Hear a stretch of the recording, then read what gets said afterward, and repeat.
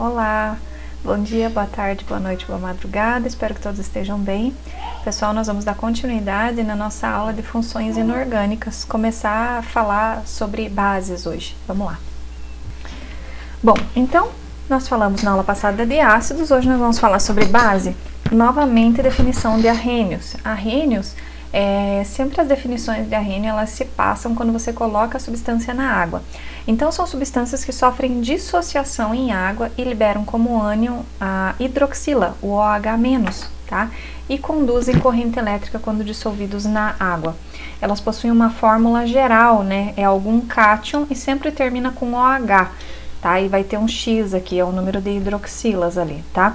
Vejam que a definição de base é diferente da de ácido, porque as bases, elas sofrem dissociação em água, porque as bases, elas são compostos considerados iônicos, então ela vai separar algo que já tinha carga, tá?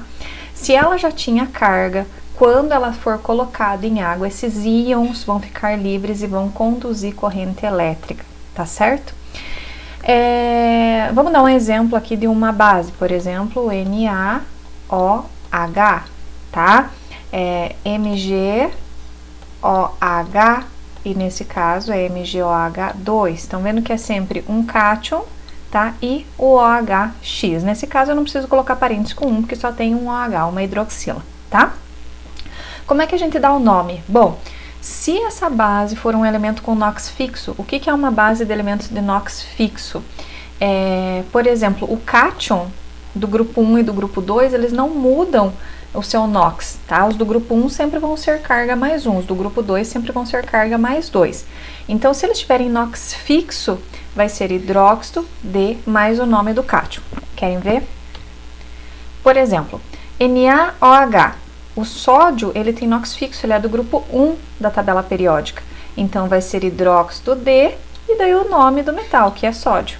Esse daqui, ó, KOH, hidróxido de potássio. NH4OH, hidróxido de amônia, né?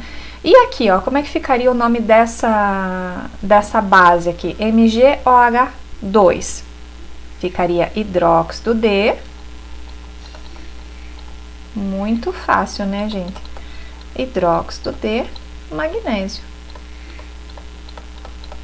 E por que é que Mg é com 2 aqui? Como é que eu vou saber que o magnésio é com 2 e que o potássio é com 1? Veja bem, a hidroxila, o OH, ele tem carga menos 1. Tudo isso aqui junto tem uma carga menos 1. Isso aqui ganha um elétron, tá? Quando eu coloco com o sódio, por exemplo, o sódio, ele tem tendência em perder um elétron porque ele é do grupo 1, ele tem a carga mais 1. A carga deste vai para este OH e a carga do OH vai para o sódio, então ele fica NaOH, certo?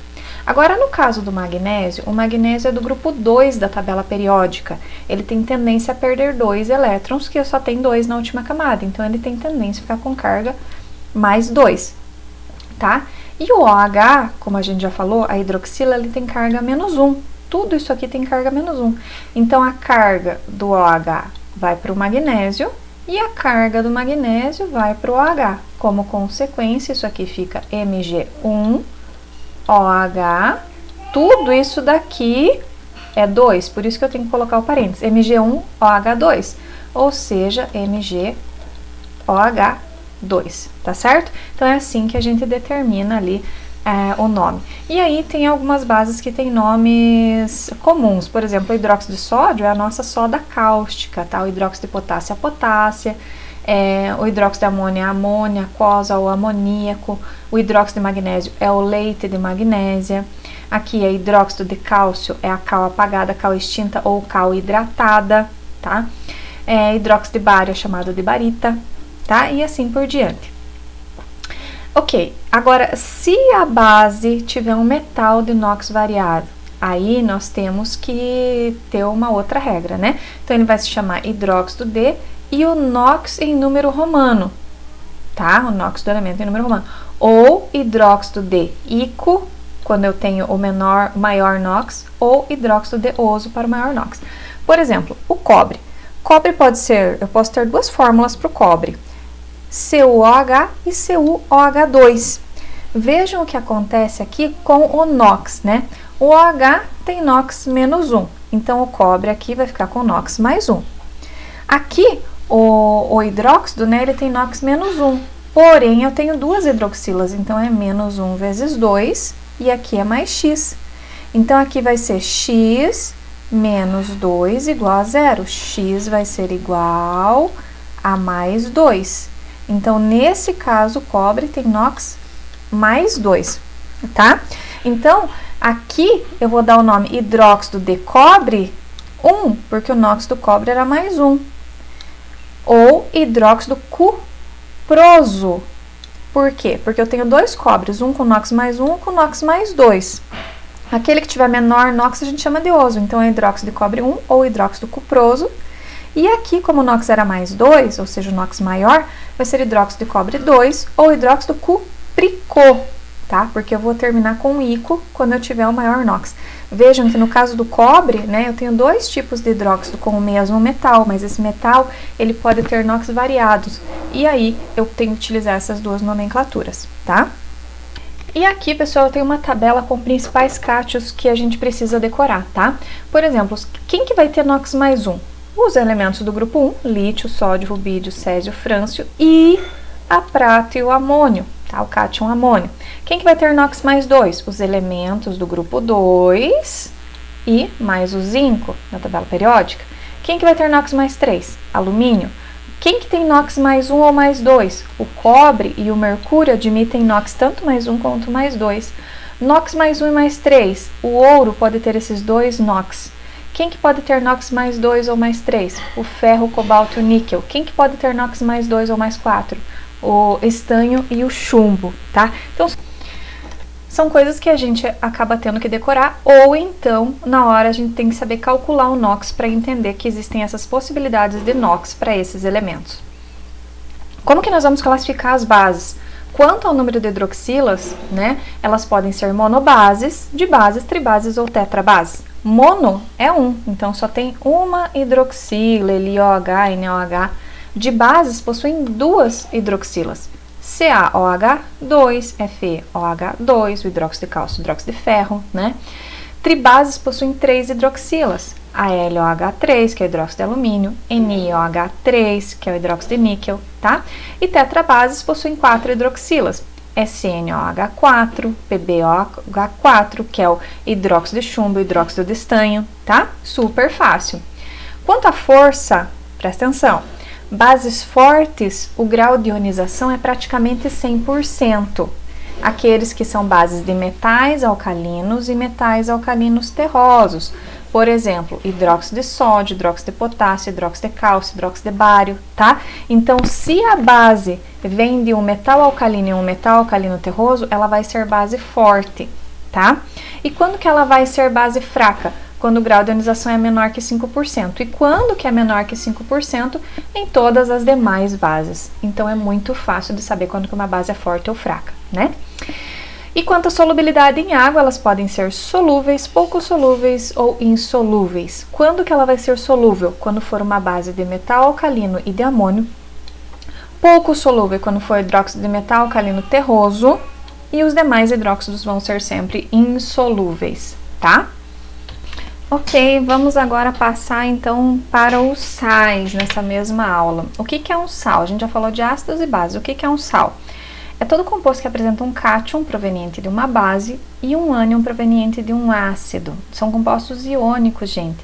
Por exemplo, o NaCl. O NaCl tem um cátion que vem de uma base. Qual é a base do cátion? NaOH. E qual que é o ânion proveniente do ácido? Cl. Do HCl, tá? Então, eles sempre são eletrólitos fortes. O que é um eletrólito forte? É aquele que conduz muita corrente elétrica. E por que ele conduz muita corrente elétrica? Porque quando ele é colocado em água, pessoal, como ele é um composto iônico, formado por ligações iônicas, já existe o Na+, e o Cl-. Eles só estão presos no retículo cristalino. Eles vão ser simplesmente separados. E tendo íons em solução aquosa, é o que os elétrons precisam para se locomover. Tá certo? Uma coisa importante sobre os sais é que eles provêm da reação do ácido e da base, que é uma reação chamada de neutralização ou salificação. Por exemplo, o HCl mais o KOH, o ácido clorídrico mais o hidróxido de potássio, um ácido com uma base. O que acontece? A gente sabe que a gente tem um dipolo positivo aqui e um negativo aqui, e tem um cátion aqui e um ânion aqui. O que acontece é que esta reação se processa da seguinte maneira: o positivo desse daqui vai reagir com o negativo deste, tá? Formando KCl, e o OH vai reagir com o hidrogênio, formando água. Então ele libera, faz um sal, que tem um cátion e um ânion, composto iônico, e água. Essa reação aqui ela é chamada de reação de neutralização total. Por quê? Porque todo H e OH são convertidos em água. Veja que não sobra aqui no sal nenhum hidrogênio e nenhum OH. Mas a gente pode ter uma reação de neutralização parcial, parcial de ácido ou parcial de base. Vamos ver um exemplo de reação de neutralização parcial de ácido. Por exemplo, o hidróxido de lítio com o bicarbonato, tá? O que acontece? Nós temos um ácido e uma base. Esse Li vai formar Li, é o positivo, tá? Esse aqui é o negativo, esse aqui é o positivo ou negativo. O positivo vai com o negativo. LiCO3, certo? Tá aqui, ó, Li com CO3. O OH vai com H, tá aqui formando água. Só que sobra um hidrogênio, né? Porque, ó, HO mais H forma H2O, tá? Fica sobrando um hidrogênio. Esse hidrogênio entra na composição do sal aqui, tá? Então, nós temos ali uma reação de neutralização parcial de ácido, por quê? Porque um dos hidrogênios ácidos fica na composição do sal. Nós temos também uma reação de neutralização parcial de base. Por exemplo, o ácido HClO3, nós temos aqui positivo e negativo, base hidróxido de magnésio positivo e negativo. O positivo daqui reage com o negativo de lá, tá? E sobra água, né? Aqui, ó, água, MgClO3. Só que sobrou uma hidroxila, e essa hidroxila entra na constituição, então, da base aqui, do sal. Então, forma um sal básico, certo? Então, é uma reação de neutralização parcial. Total é quando todo H e OH são convertidos em água. E parcial é quando sobra hidrogênio ou hidroxila no sal formado. Então, uma reação entre um ácido e uma base forma sempre sal e água. Pode formar um sal ácido ou um sal básico se a reação de neutralização for parcial. Tá bem?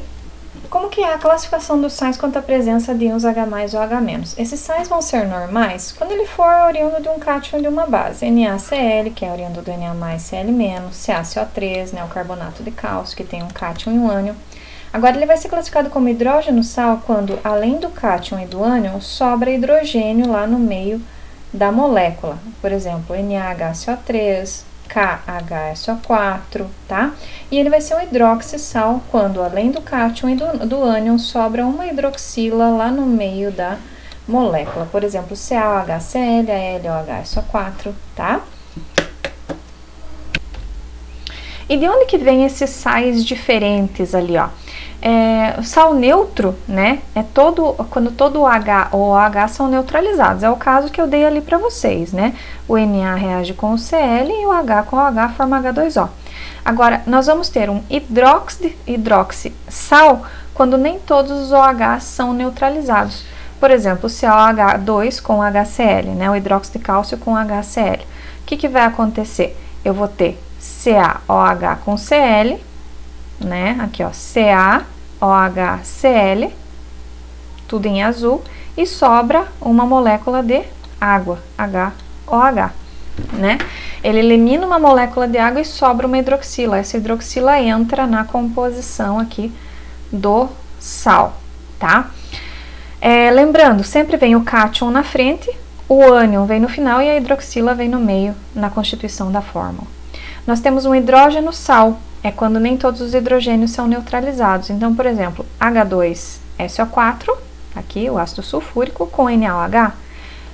O OH do NaOH com um dos hidrogênios do ácido sulfúrico forma uma molécula de água. Aí sobra Na e daí SO4H, sobra um hidrogênio aqui, tá? Nós temos também sais duplos ou mistos quanto ao cátion, né? Quando eu tenho um ácido reagindo com bases diferentes, tá? Então, eu tenho aqui o mesmo ácido sulfúrico, reagindo com duas bases diferentes. Então, com NaOH e KOH, hidróxido de sódio e hidróxido de potássio. Eu posso extrair daqui duas moléculas de água, uma aqui e uma aqui, certo? Então, eu vou formar duas moléculas de água. O Na reage com o SO4 e o K com outro ânion aqui do SO4.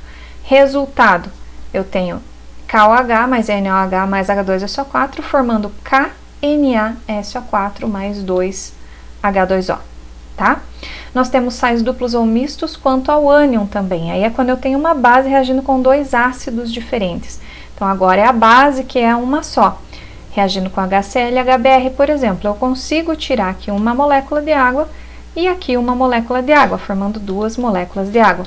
O cálcio, então, vai reagir com Cl- e com Br-, ou seja, CaOH2 mais HCl mais HBr, formando CaBrCl mais 2H2O. Tá certo? Então, são esses sais. Sais duplos ou mistos quanto ao cátion, sais duplos ou mistos quanto ao ânion, sal neutro, hidróxido sal e hidrogeno sal, tá? Como é que a gente vai dar o nome dos sais? A gente vai dar o nome do ânion, tá? Mais a palavrinha de, mais o nome do cátion, tá? E como que a gente vai saber o nome do ânion a partir do nome do ácido? Nós vamos utilizar esse quadrinho aqui, tá? Onde a terminação do ácido é trocada. Por exemplo, HBr é ácido bromídrico, tá? Então, NaBr é brometo de sódio. Então, tudo que se o ácido era hídrico, lembram lá que na nomenclatura dos ácidos eu tinha ácido hídrico, ico e ioso, né? Então, se o ácido terminava com hídrico, ácido clorídrico, ácido bromídrico, então o ânion vai se chamar eto. Então, vai ser o nome do ânion, que é brometo de, e o nome do cátion, que é sódio, tá? Se ele terminar em ico, o ânion vai se chamar ato, se ele chamar oso, vai se chamar ito, tá? Então, por exemplo, NaCl. Quem que era o ácido do NaCl? Na vinha do NaOH, é uma base. Cl vinha do HCl. Então, HCl, ele era o ácido clorídrico. Se ele era o ácido clorídrico, o cloro vai se chamar cloreto. Então, ele vai ser o cloreto de sódio. Vamos olhar o caso do KNO2. O KNO2 veio do HNO2, que era o ácido nitroso. Se ele era o ácido nitroso, ele vai ser o nitrito de potássio, tá? NH4NO3 vem do HNO3, que era o ácido nítrico. Se ele era o ácido nítrico, então ele vai ser o nitrato de amônio, que NO3 é amônio, tá? Os sais, eles são bastante interessantes quanto à sua solubilidade, tá? Porque não são todos os sais que são solúveis em água, tá? Depende do ânion. Então, por exemplo, se eu tiver um ânion que é nitrato, clorato ou acetato, tá? Esse sal vai ser solúvel sem exceção, sempre vai ser solúvel. Agora, se eu tiver um sal cujo ânion é cloreto, brometo e iodeto, ele vai ser solúvel, a menos que o cátion seja prata mais, mercúrio 2+, ou chumbo 2+, tá? Sulfatos também sempre são solúveis. Então, se eu tiver um sal cujo ânion é sulfato, ele sempre vai ser solúvel. Mas, se o cátion for o cálcio, estrôncio, bário ou chumbo 2+, ele não vai ser solúvel, ele vai ser uma exceção, tá? Sulfetos são sempre insolúveis, é o contrário. Mas, se ele for de metal alcalino, tá? Ou metal alcalino terroso, cálcio, estrôncio, bário ou o amônio, aí ele vai ser uma exceção, ou seja, é solúvel. Carbonatos também são insolúveis, mas se for de metal alcalino terroso, metal alcalino ou cátion amônio, ele é solúvel. Fosfatos são insolúveis, menos se ele for do metal alcalino ou cátion amônio. E hidróxidos, né, são insolúveis a maioria, e aqui nos hidróxidos eu vou marcar um asterisco, porque tem bastante exceção, tá? A maioria é insolúvel, mas se ele for de metal alcalino terroso, ele vai ser pouco solúvel, tá? Então, vamos dar um exemplo aqui, ó. CaCl. Quem é o ânion? Eu tenho que olhar o ânion. O ânion é o Cl-, é o cloreto. Então, vamos procurar ele na tabela. Ele tá aqui. É um ânion cloreto. Quando é um sal de cloreto, ele é solúvel, a menos que ele seja de prata, mercúrio e chumbo. Ele é de prata, mercúrio e chumbo? Não. Então, ele segue a sua solubilidade, ele é solúvel, tá? Vamos dar uma olhada, vou apagar tudo aqui. Vamos dar uma olhada no carbonato de cálcio. O ânion é o carbonato. Vamos olhar aqui o ânion carbonato. Aqui, ó, carbonato tá aqui. O que os carbonatos são? Insolúveis, a menos que ele seja de metal alcalino terroso e NH4+. O cátion é metal alcalino ou metal alcalino terroso, ou NH4? Sim, é um metal alcalino terroso, é o cálcio. É o cálcio. Cássio, é o cálcio. Então, o cálcio é um metal alcalino terroso, logo ele é uma exceção. Ele era para ser insolúvel, mas ele é de um metal de exceção, então ele é solúvel, tá? NH4Cl. Cl é o nosso ânion, vamos lá olhar. Cloreto é o nosso ânion. Ele é para ser solúvel, a menos que ele seja de prata, mercúrio e chumbo. Ele é de prata, mercúrio e chumbo? Não, então ele é solúvel. AgI. I é o iodeto, tá aqui o iodeto, ó. Normalmente ele é solúvel, né? Então ele vai ser solúvel? Vamos ver, depende do cátion. O cátion é prata, mercúrio ou chumbo? Sim, então ele é uma exceção, ou seja, ele é insolúvel. Insolúvel, tá? A reação dos sais, né, é uma reação que acontece de dupla troca. Quando eu coloco um sal para reagir com outro sal, eles vão fazer uma reação que é chamada de reação de dupla troca. Agora, para que haja uma reação entre dos sais, tem uma condição. A condição é que um dos produtos, pelo menos, deve ser insolúvel. E como é que eu vou saber se esse produto é insolúvel? Utilizando aqui a nossa tabela de solubilidade. Eu faço a previsão do produto, eu sei qual produto vai ser formado a partir da reação de dupla troca, né? E a partir dessa reação de dupla troca, eu sei se ele vai ser solúvel ou insolúvel. Então, nós temos ali as equações iônicas, tá? Equações iônicas são equações nas quais aparecem não só os átomos e moléculas, mas também os íons, tá? Então, por exemplo, nós temos três tipos de reações, de equações. A equação global, que é aquela que mostra que todas as substâncias, tá? Por exemplo, KI com PbNO3,2, formando KNO3 e PbI2, veja que a equação está balanceada. E nós temos a equação iônica completa, porque o KI, pessoal, nada mais é que um íon, é um sal, é um composto iônico. Então, o que eu tenho? 2K+, mais 2 e menos, tá?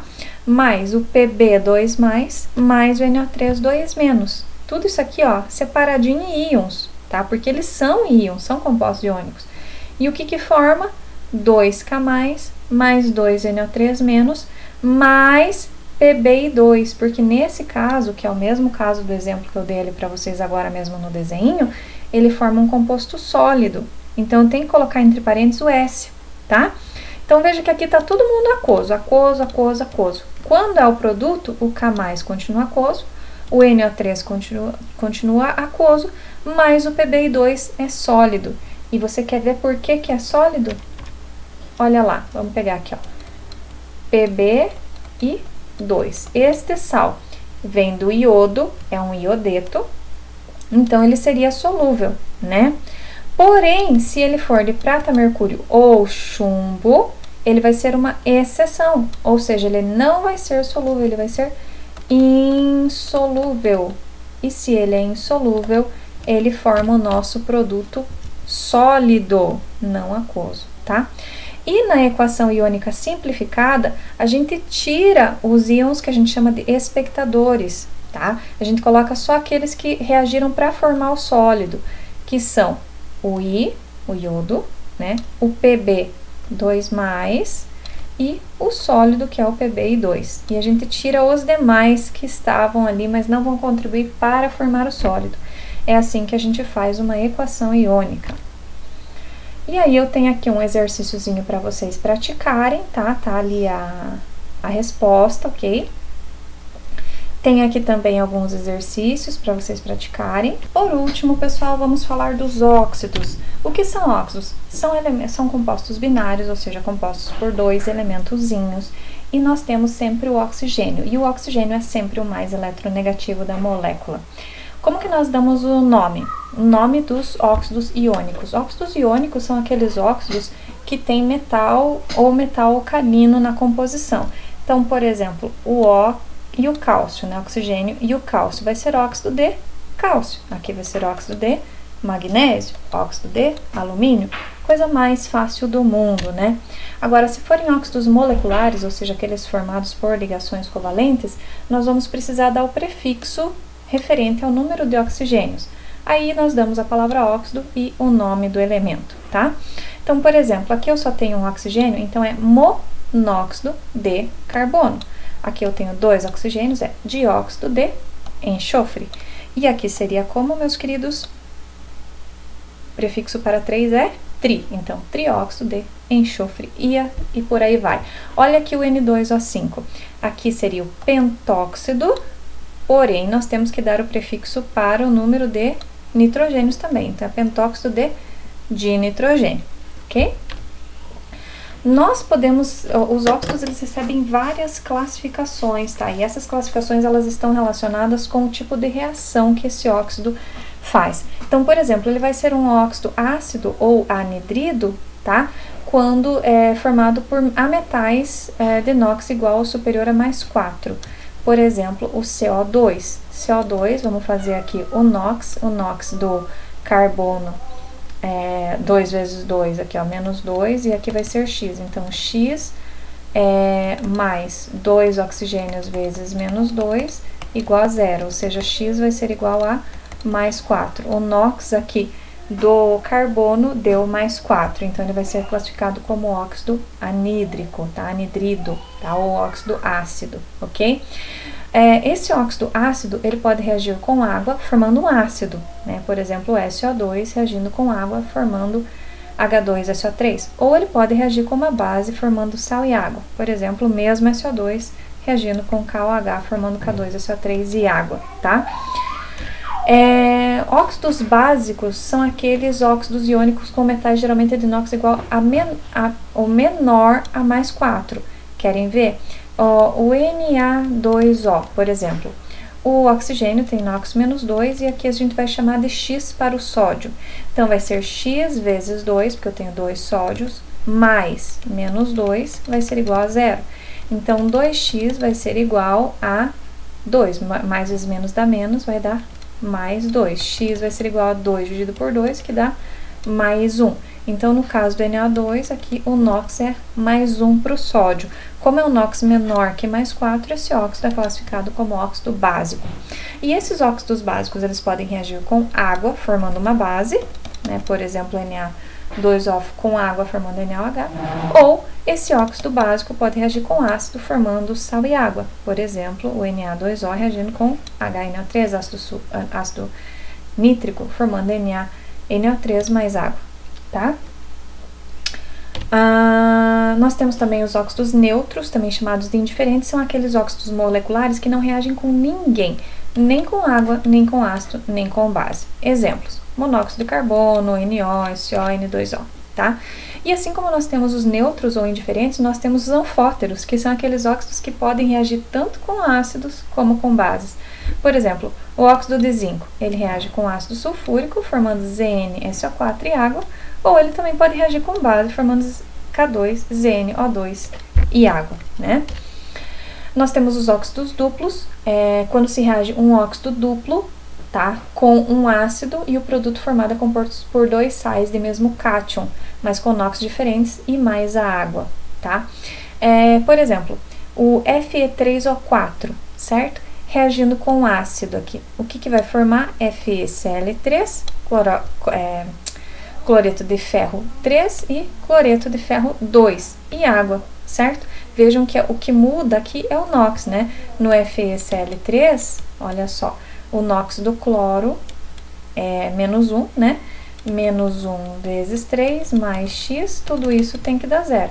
Então, x menos 3 igual a zero, x igual a mais 3. Então, o NOx aqui do FeCl3 é mais 3. E no FeCl2, esse aqui é x, mais menos 1 vezes 2, isso aqui vai dar zero. Então, x vai ser igual a mais 2. Então, a única coisa que está mudando de um para o outro é o NOx, ok?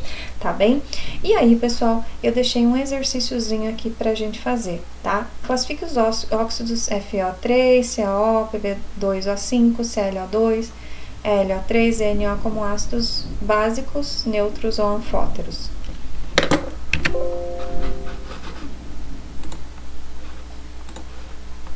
E aí, pessoal, tem alguns exercícios aqui para vocês praticarem, tá? Eu espero que vocês consigam fazer. Dúvidas, busquem lá no atendimento. Eu vou parar o vídeo por aqui para que não fique assim muito extenso. Com isso, nós terminamos as nossas aulas sobre funções inorgânicas. Um abraço, pessoal, se cuidem!